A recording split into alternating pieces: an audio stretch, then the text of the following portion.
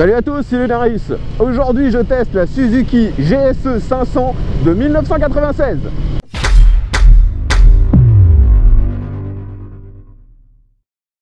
Si vous suivez ma chaîne depuis quelques années, vous avez peut-être vu des vidéos où j'avais à l'époque une GSE 500 de 93, donc le même modèle que celle-ci, que j'avais modifié pour en faire un genre de café racer.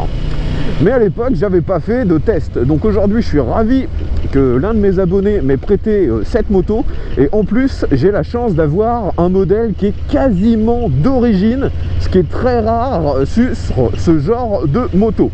Donc je suis exactement aujourd'hui au guidon d'une Suzuki GSE 500 de 96 avec comme modification cette petite bulle qui a été rajoutée comme accessoire. Vous pouvez voir que les rétros ne sont pas d'origine et je crois, je ne suis pas sûr, mais il me semble que la peinture, la couleur bleue des jantes n'est pas d'origine. Là, j'avoue que j'ai un doute dans mon esprit. Suzuki les a vendus en blanche et en noir, peut-être même en gris, mais j'avais pas le souvenir d'avoir déjà vu des jantes bleues sur cette moto. Donc je peux me tromper, mais je crois que ce n'est pas d'origine.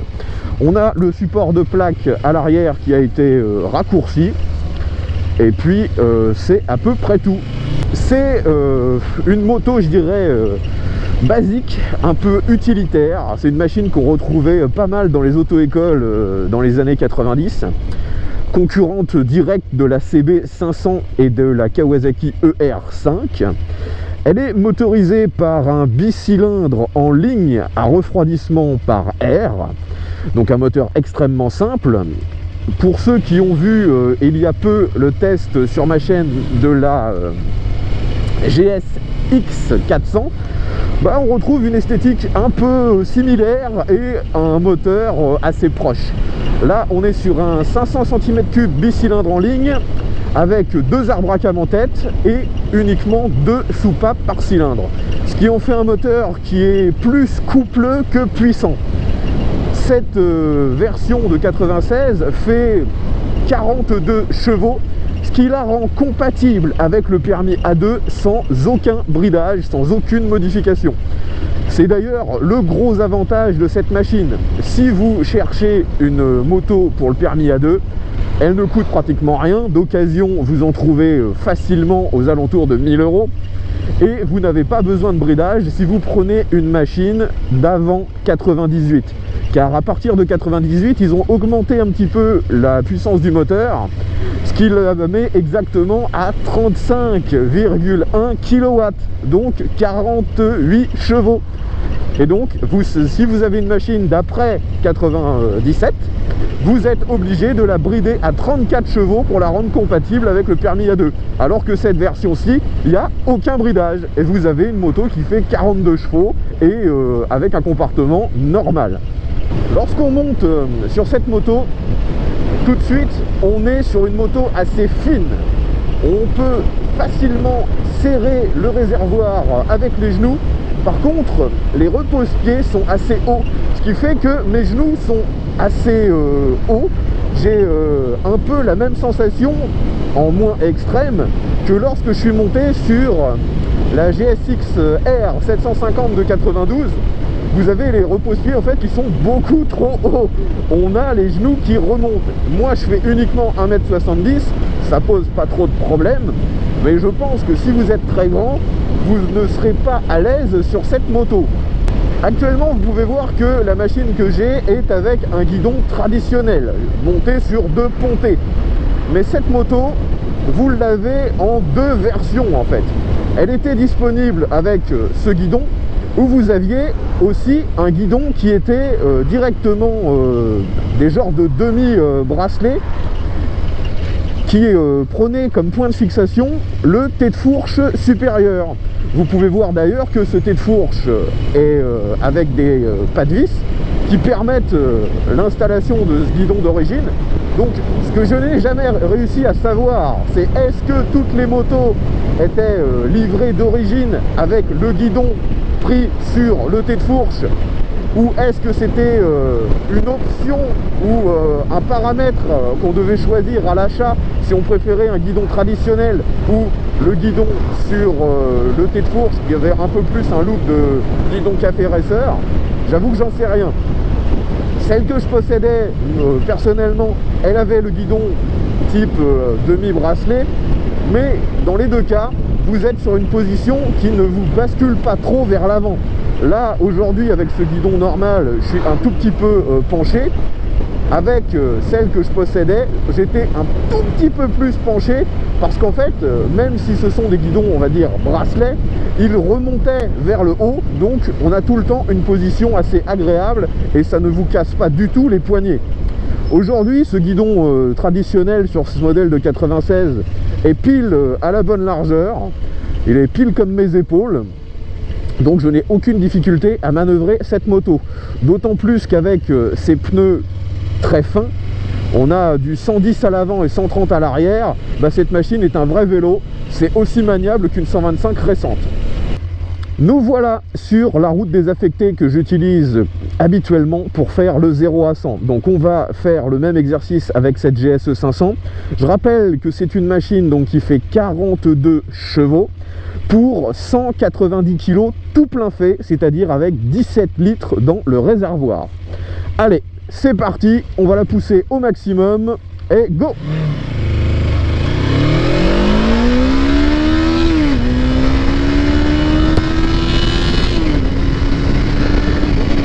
Et on freine.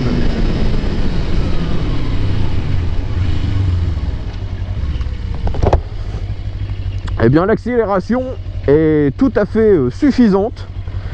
Franchement, ça marche plutôt bien. On sent que c'est une machine qui est exploitable sans avoir une puissance délirante, bien sûr. Allez, petite tentative de demi-tour. De mémoire, c'est une moto qui braque très bien. On voit que l'angle de braquage est plutôt bien.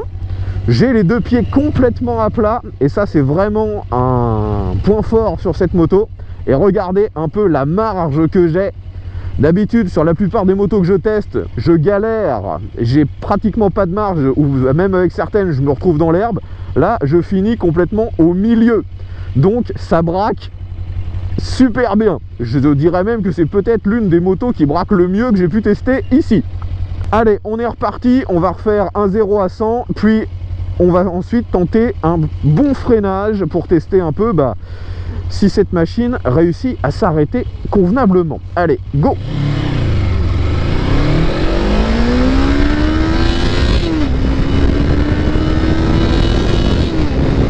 Et on s'arrête.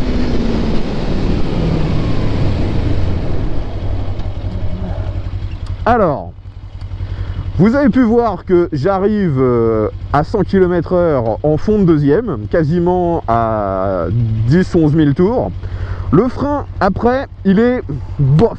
Le frein arrière est difficilement dosable et on bloque facilement la roue arrière. Il n'y a pas d'ABS sur cette machine. Par contre, l'avant, le frein, il fonctionne plutôt bien et je dirais encore heureux, vu que l'arrière, lui, est très moyen.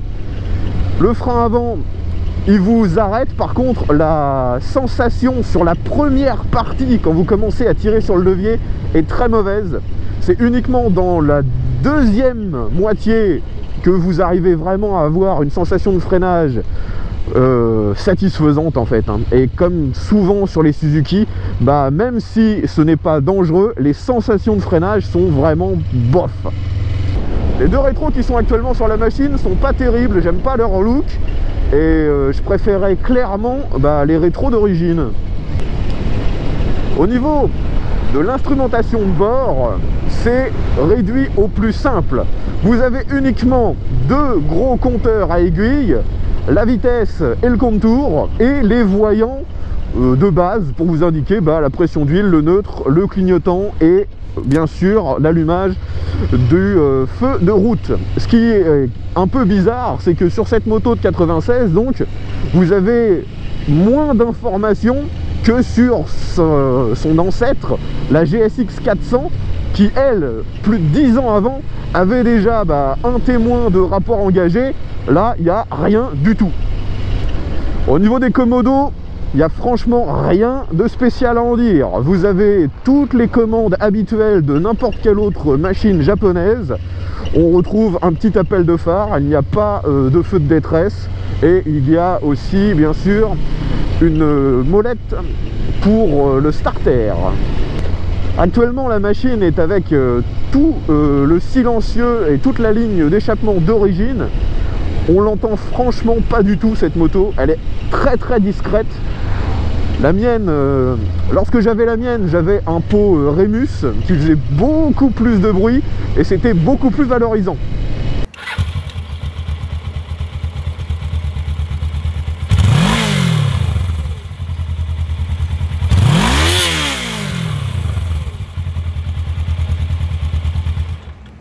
Alors, nous arrivons face à un Dodan. Je ralentis à environ 30 km/h. La moto, franchement, elle se comporte super bien sur les Dodan. Allez, je prends un petit peu plus vite, à 40. Ouais, en fait, c'est uniquement si vous essayez de prendre le gros boss un peu vite que là, les suspensions montrent leurs limites, surtout l'amortisseur arrière qui a tendance à s'enfoncer. On accélère un peu pour cette succession de virages. La machine est très vive. On n'a même pas besoin de forcer sur les commandes. Elle se penche toute seule. Franchement, les pneus fins sur les machines, j'adore. Ça les rend hyper vives. Et sur une machine de cette puissance, il n'y a vraiment pas besoin de plus. Le frein avant est assuré par un monodisque. Et franchement, ça suffit. Il est suffisamment performant pour cette machine. C'est juste le ressenti, comme très souvent chez Suzuki, qui est bof. On réaccélère à fond.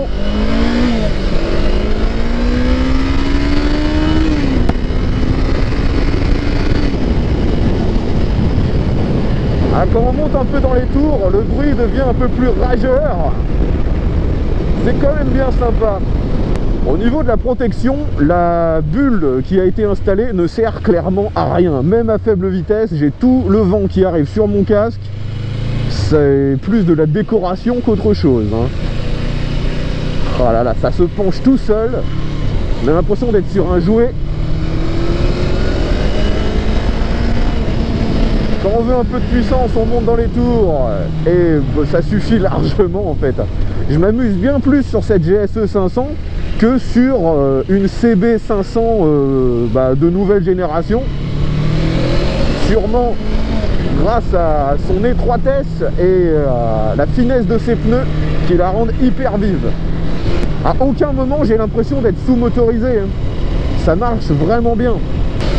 Une particularité de cette moto qui m'a toujours fait marrer sur son esthétique, ou sur ses solutions techniques plutôt, si vous regardez sur le côté droit de la machine, en fait le cadre est démontable, il est boulonné. C'est pas un cadre complet. Alors je pense que c'est une solution technique qui a été adoptée pour faciliter l'installation et l'extraction du moteur. Mais franchement, je pense que c'est la seule moto que j'ai vue avec ce système.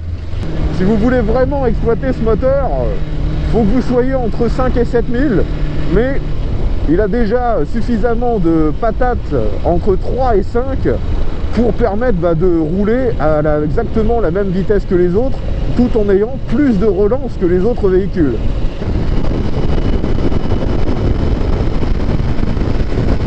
Donc vous pouvez voir qu'il n'y a aucune difficulté pour monter à 130 avec cette machine sur l'autoroute. On va faire un petit test de relance. Je suis actuellement à 110 en 6e et j'accélère à fond. 115, 120, 125, 130. Donc vous voyez que c'est pas délirant, mais on a quand même un peu de coupe, ce qui permet de pouvoir continuer de rouler en étant à assez faible régime. Le moteur, vous n'avez pas besoin de le cravacher pour rester sur l'autoroute. Dans les grandes courbes, par contre, elle manque de précision.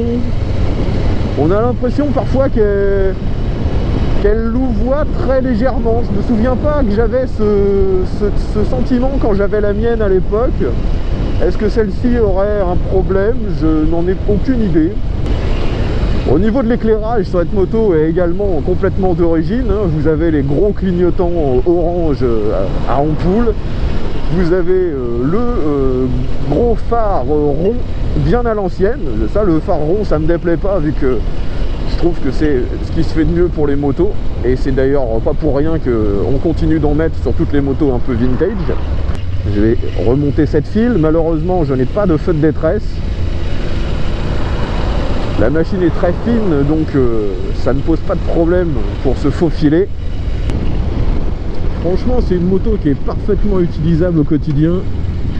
Elle a largement assez de patates pour ne pas être ennuyeuse. Sa maniabilité la rend fun. Après, au niveau du look, franchement, c'est le look des années 90. Soit on aime, soit on déteste, et je comprends bien que tous les nouveaux permis, ça les attire pas forcément. Stabilisé à 90 en 6ème, je suis à 4700 tours, donc ça montre bien que la moto, vous avez vraiment pas besoin de la cravacher pour rouler avec. Ce 500 est parfaitement adapté aux limitations de vitesse actuelles. Cette moto, c'est pour moi tout simplement une des meilleures motos compatibles A2 sans bridage. Elle coûte rien, je vous l'ai dit, pour environ 1000 €, vous en trouvez une en assez bon état. Ça ne consomme pas grand chose, vous pouvez aller de 4 à 6 litres au 100 en fonction de votre façon de conduire. Mais franchement, si vous dépassez le 6 litres au 100, c'est qu'il y a un problème sur votre machine. En entretien, ça coûte franchement que dalle. Toute la mécanique est simple, donc pas de problème à avoir. C'est une machine qui est réputée fiable. On trouve des pièces facilement d'occasion. Et même quand vous avez besoin de pièces neuves, ça se trouve également. Et elles ne sont pas si chères que ça. Après, bien sûr, cette moto a quand même des points négatifs. Déjà, après, l'esthétique, c'était déjà assez banal quand elle était en vente dans les années 90. Maintenant, ça fait juste un petit peu vieillot, quoi. Mais si vous arrivez à passer outre l'esthétique, c'est une machine qui est très maniable, très fun, que vous pouvez utiliser au quotidien parce qu'elle est quand même assez pratique. Suzuki la vendait d'ailleurs directement avec une béquille centrale, ce qui facilite d'autant plus l'entretien. Vous avez un petit compartiment sous la selle où vous pouvez mettre un gilet jaune, vos gants. C'est pas très grand, mais il y a quand même un petit compartiment sous la selle. C'est sûr que c'est pas une machine ultra puissante, mais pour ceux qui sont limités avec le permis A2, je vous conseille clairement cette version de 96 qui fait vraiment sa puissance maximum, c'est 42 chevaux, plutôt que de prendre une version plus récente qui serait forcément bridée à 34. Là, vous avez une moto qui est tout à fait utilisable sans aucune modification. Il existe aussi une version carénée qui s'appelait la GSF. Alors pareil, en fonction des années, il faut bien vérifier. Certaines sont utilisables avec le A2 sans bridage, d'autres nécessitent d'être bridées à 34 chevaux. Je pense aussi que beaucoup de personnes qui auraient roulé pendant quelques années en 125 et qui ont le permis A2 vont tout de suite se retrouver rassurés par cette moto parce qu'on a des sensations au niveau maniabilité qui sont assez proches d'une 125. C'est vraiment léger, c'est un vélo le truc. Sur les améliorations qu'on peut apporter à cette machine, vous pouvez mettre une selle confort, parce que la selle d'origine, même si elle n'est pas extrêmement inconfortable, au bout de quelques heures de conduite peut commencer à faire mal parce qu'elle est assez dure. Je tiens encore à remercier l'abonné qui m'a prêté cette moto. C'est de plus en plus rare de trouver des abonnés qui sont prêts à me prêter des machines en automne. Donc merci à lui.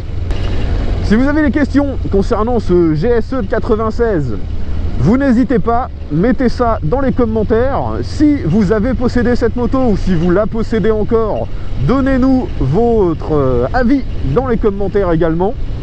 Je vous remercie d'avoir regardé cette vidéo jusqu'au bout, j'espère qu'elle vous aura plu. Si c'est le cas, pensez à mettre un petit pouce vers le haut et à la partager sur les réseaux sociaux. Et V à tous, à la prochaine!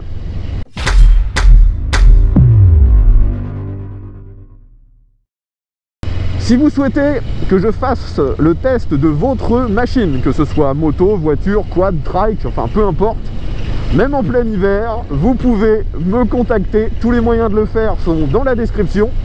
Merci d'avance, c'est vous qui faites avancer la chaîne.